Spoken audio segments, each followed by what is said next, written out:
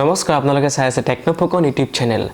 crack software বহুতে use কৰে আপুনি ইউজ কৰে নেকি যদি আপোনাৰ উইন্ডোজ পিসি বা ল্যাপটপত আপুনি যদি ক্ৰেক সফটৱেৰ ইউজ কৰে তাৰ বহুতো কিছুমান ডিসএডভান্টেজ আছে আৰু সেইখিনিকে জানি লম এই ভিডিওটোত তো ভিডিওটো তুমি শেষলৈকে চাব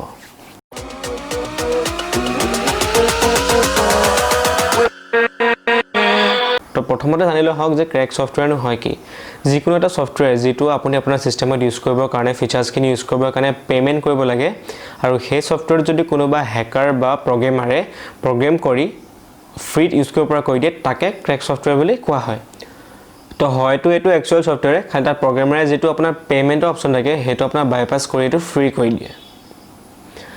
তো ইয়াৰ কিছুমান বহুত ডিসএডভান্টেজ আছে তাকে জানিলো হওক তো প্ৰথম ডিসএডভান্টেজটো হ'ল যে আপুনি যদি নেটৰ পৰা এটা ক্ৰেক ফাইল ডাউনলোড কৰিছে ক্ৰেক সফটৱেৰ ডাউনলোড কৰিছে তেতিয়া এই ফাইলটো সাধাৰণতে আপোনাৰ এটা জিপ ফাইলত আহিব তো আপুনি যেতিয়া জিপ ফাইলটো ডাউনলোড কৰিব আৰু ইনষ্টল কৰিব তেতিয়া তাৰ লগতে কি হয় বহুতো আপোনাৰ আননেসেসাৰী এক্সট্ৰা সফটৱেৰ জিপ ফাইলটোত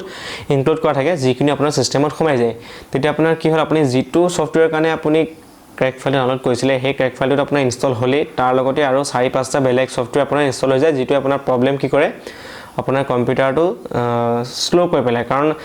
আপুনি যেটো ক্ৰেক সফটৱেৰ ডাউনলোড কৰিলে হেতুটো অলৰেডি ইনষ্টল হ'ল হেতু যেটো চলাব তাৰ লগতে ব্যাকগ্ৰাউণ্ডত বাকিকিটা যেটা সফটৱেৰ আপোনাৰ লগত আহিছিলে হেগিটা চলি যাব তো তাৰ কাৰণে আপুনি কি কৰিব লাগিব আপুনি প্ৰগ্ৰাম ফাইলছত গৈ আনইনষ্টল কৰিব লাগিব হেগিটা নিজে কৰিব লাগিব যে আপুনি চাই ল'ব লাগিব যে কোনটো ফাইল মই ডাউনলোড কৰিছিলো আৰু কোনকিটা আপোনাৰ আনৱান্টেড ফাইলস নিজে লগত ডাউনলোড হৈ আছে বহুত কিনি আহে আপুনি দেখিছে চাগে আপুনি যদি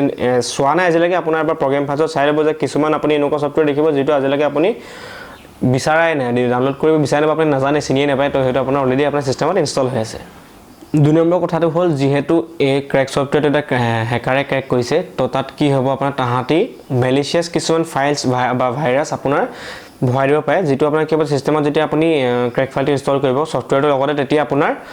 ভাইৰাছটো আহি যাব সিস্টেমত তেতিয়া আপোনাৰ কি কৰিব তাহাঁতি আপোনাৰ ৰিমোটলি এক্সেছ কৰিব পাৰিব বা আপুনি যেতিয়া নেট কানেক্ট কৰিব তাহাঁতি আপোনাৰ সিস্টেমৰ যিমান ডাটা আছে সব লগ লিক কৰি পাৰিব আপুনি যদি আপোনাৰ বেংকিং ডিটেইলছ দি থৈছে আপুনি বেংকিং ডিটেইলছ দি থব পাৰিব আৰু আপোনাক তেখেতে কমপ্লিটলি হ্যাক কৰিব পাৰিব আৰু 3 নম্বৰ কথাটো হ'ল আপোনাৰ সিস্টেমত যদি আপোনাৰ বহুতো ইম্পৰ্টেন্ট ডকুমেন্টছ আছে ইম্পৰ্টেন্ট ফাইলছ আছে ইম্পৰ্টেন্ট ফটোজ আছে তেতিয়া এই যেটো ক্ৰেক ফাইলৰ লগত যেটো কিছুমান মেলিচিয়াস ফাইলছ আহিব বা মেলিচিয়াস সফটৱেৰ আহিব তাহাঁতি কি কৰিব আপোনাৰ কমপ্লিটলি আপোনাৰ হাৰ্ড ডিস্কটো কৰাপ্ট কৰি দিব পাৰে যেটো কাৰণে আপোনাৰ হাৰ্ড ডিস্কত থকা ডাটা আপুনি একো ৰিকভাৰ কৰিব নোৱাৰিব আৰু আপোনাৰ যিমানখিনি ডাটা আজিলৈকে সেভ হৈছিলে গুটেখিনি আপোনাৰ নষ্ট হৈ যাব আৰু কেতিয়াবা আপুনি দেখিব যে ক্ৰমিয়াম নামৰ এটা ব্ৰাউজাৰ আপোনাৰ সিস্টেমত ইনষ্টল হৈ থাকে যেটো আপুনি আনইনষ্টল কৰিব নোৱাৰে তো তাৰ কাৰণে হেতু আনইনষ্টলৰ কাৰণে এটা বেলেগ এটা উপায় আছে তো হেতু যদি আপোনাৰ সিস্টেমত আছে আপুনি মোক কমেন্ট কৰি দিব তেতিয়া মই হেতু কেনেকৈ ডিলিট কৰিব পাৰি তাৰ কাৰণে মই স্পেশাল ভিডিও বনাই দিম আৰু নেক্সট আপোনাৰ কৈছো কেতিয়াবা আপুনি চাব যে শৰ্টকাট ভাইৰাছ ইনষ্টল হৈ যায় শৰ্টকাট ভাইৰাছটো আপুনি পটককে ডিলিট কৰিব নোৱাৰে বহুত ডাঙৰ প্ৰবলেম কৰে এতিয়া ইমানকে নাইকিয়া হৈছে কিন্তু মাজৰ সময়ত এসময়ত শৰ্টকাট ভাইৰাছে বহুত ডিফাৰেন্স কৰিছিলে এই শৰ্টকাট ভাইৰাছটো কৰে কি আপুনি যিকোনো ফাইল যেতিয়া খুলিব ফোল্ডাৰ খুলিব তাত আপোনাৰ কি হ'ব সব বস্তুটো শৰ্টকাট হৈ থাকে আপোনাৰ ক্লিক কৰিব অকল শৰ্টকাটটো থাকিব আপোনাৰ অৰিজিনাল ফাইলটো আপুনি বিচাৰি নাপায় হেতু বিচাৰৰ বেলেগ এটা ট্ৰিক আছে কিন্তু হেতু অতি মনে দেখাব এইখিনি তো মেইন কথাটো কবলৈ আহিলে ফাইনাল ভাৰ্ডিক্টত কবলৈ আহিলে যে আপুনি কেতিয়াও ক্ৰেক ফাইল ইউজ কৰিব নালাগে পৰাপক্ষত